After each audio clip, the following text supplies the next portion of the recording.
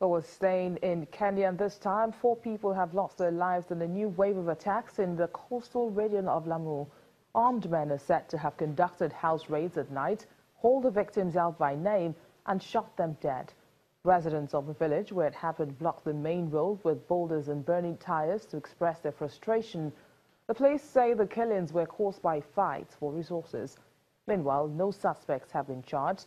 But Lamu County Commissioner Gilbert Peolpe has ruled out any involvement of Islamic militants, insinuating that nomadic herdsmen may be behind the killings.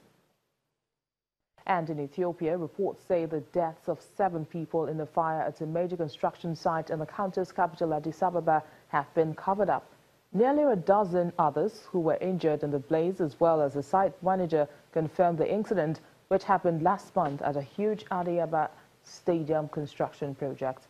Although there have been no official comments on the fire, eyewitnesses say a gas cylinder explosion caused the inferno. There are also allegations that the workers did not have proper safety clothing. The final official result of Angola's general election is due to be announced today. According to government sources, there have been complaints about the counting from opposition parties, but many of these have been resolved. Provisional results show the governing MPLA having strong lead with more than 64% of the vote. Meanwhile, on Monday, the local media described the dispute over the counting of the votes as a deadlock.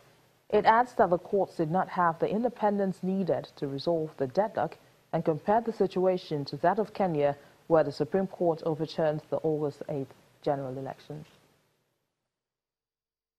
And opposition protests are ongoing in Togo despite the government's attempt to pacify protesters with new legislation that would limit presidential terms.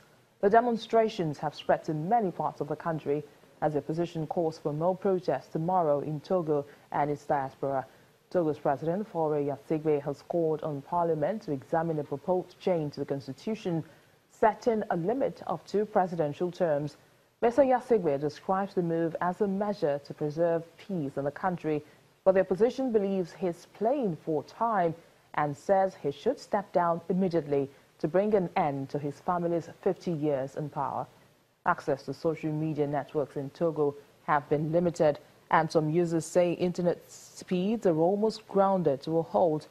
Meanwhile, Togo's cabinet has adopted a draft bill to modify the constitution and reintroduce presidential term limits. The United Nations Security Council has enacted sanctions to blacklist anyone who violates or obstructs the 2015 peace deal on Mali. Anyone who gets blacklisted will be subjected to a global travel ban or frozen assets.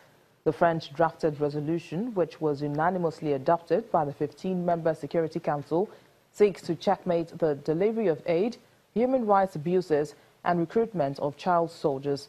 The UN sees the sanctions as an additional tool in order to promote the peace agreement. What strikes you most forcibly is that as long as impunity continues, so do human rights violations and the commission of international crimes. The fight against impunity, including in Burundi, has to be the top priority.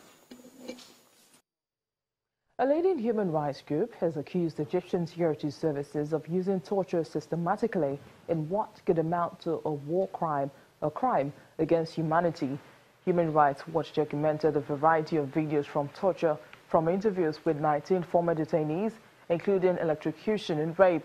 President Abdel Fattah al-Sisi has called for an end to such abuse, with several cases of policemen receiving heavy prison sentences for killing detainees.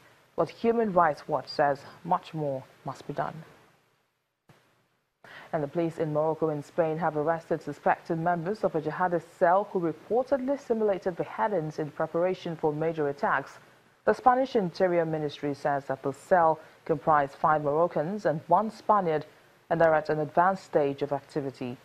The arrest comes weeks after jihadists, mostly of Moroccan origin, carried out twin attacks in Spain that killed 16 people. And after Anglophone activists called for a boycott of the school year, we'll take a moment now, and when Network Africa returns, we'll take a look at the resident doctors' strike. Please stay with us.